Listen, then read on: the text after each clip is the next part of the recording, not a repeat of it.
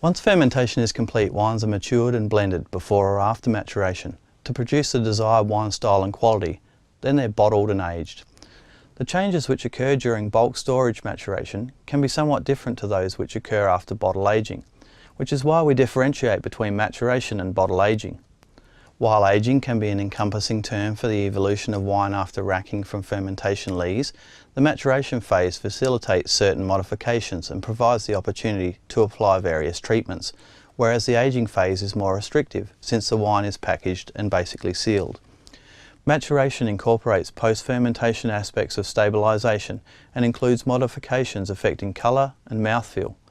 Wines can be matured in tanks or barrels for different periods of time prior to bottling, depending on the wine style, for the purposes of further stabilisation and improving sensory characteristics. This is especially important for red wines, but is also relevant to fortified wines and some white and sparkling wine styles. The type of vessel used and the storage conditions have a significant role to play in the maturation process.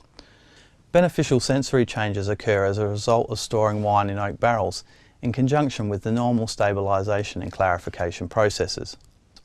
Apart from fermentation being conducted in oak barrels in some instances, cellaring wines in oak, predominantly French or American, can be undertaken for a few months to several years, with various combinations of new and old oak barrels being used to achieve the desired sensory outcome.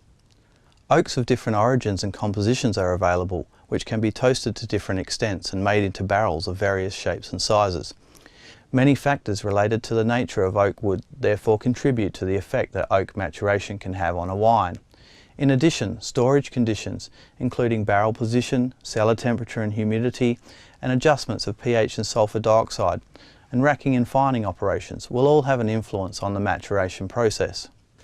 Oak imparts its own suite of aroma compounds which add to wine complexity, such as oak lactones, volatile phenols, furfural and furfuralthiol, among other compounds. One of the downsides to storing wine in oak barrels relates to the formation of Brettanomyces spoilage compounds, which means that sanitisation procedures are very important, as well as the need for appropriate free sulfur dioxide levels and acidic pH, cool temperatures and minimal contact with air. If stainless steel tanks are used, oak products such as chips, staves, powders and shavings can impart aroma compounds typically associated with extended oak barrel aging. Using oak alternatives and maturation in stainless steel tanks can provide considerable savings in time and labour, expenditure on barrels and storage space. Nonetheless, maturation in oak barrels tends to lead to better quality outcomes due to the absorption of wine components and extraction of non-volatile oak compounds such as tannins and sugars, as well as the slow ingress of oxygen and concentration effect due to evaporation. Together these factors improve stability, clarity, colour and flavour intensity and mouthfeel. These combined effects are almost impossible to emulate using stainless steel tanks.